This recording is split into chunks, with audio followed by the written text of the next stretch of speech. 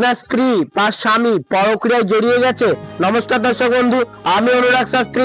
যাদের স্ত্রী বা স্বামী পরক্রিয়ায় জড়িয়ে গেছে, শনিবার দিন আপনি ভূর্জপত্র নেবেন এবং ডালিমের কলম কেটে সরু করে কেটে আপনি সিঁদুর নেবেন এবং সিঁদুরের মধ্যে যে কোনো জাগ্রত কালী মায়ের মন্দিরে গিয়ে কালী মায়ের মাথার সিঁদুরের সাথে মিশিয়ে আপনার স্ত্রী যদি পরক্রিয়ায় জড়িয়ে যায় স্ত্রীর নাম লিখবেন ভূর্জপত্রে, বা স্বামী যদি জড়িয়ে যায় স্বামীর নাম লিখবেন।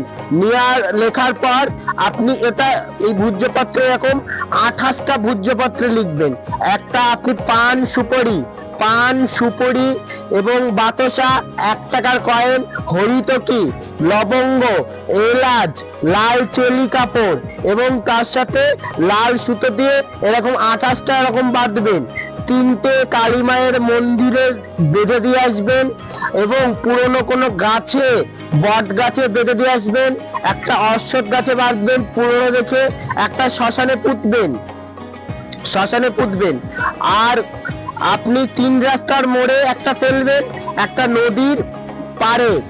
নদীর পাড়ে একটা পুঁতবেন এবং বাদ বাকিগুলো যেগুলো থাকবে প্রত্যেক শনিবার জোয়ারের জলে ভাসিয়ে দেবেন এবং স্বামীর নাম করে স্বামী যাতে ফিরে আসে, স্বামী যাতে বা স্ত্রী যদি পরক্রিয়ায় জড়িয়ে যায় কোনো পুরুষের সাথে, যদি ধরা পড়ে যায়, তাহলে আপনি করবেন কি এই কাজটা করুন। বারবার স্ত্রী বা স্বামী ফিরে আসছে এই চিন্তা করে এবং ফিরে আসার কামনায় আপনি এটা ছাড়ুন। অবশ্যই কাজ হতে বাধ্য, যতটাই খারাপ সম্পর্কে জড়িয়ে পড়ুক না কেন সেই জায়গা থেকে ফিরে আসবে।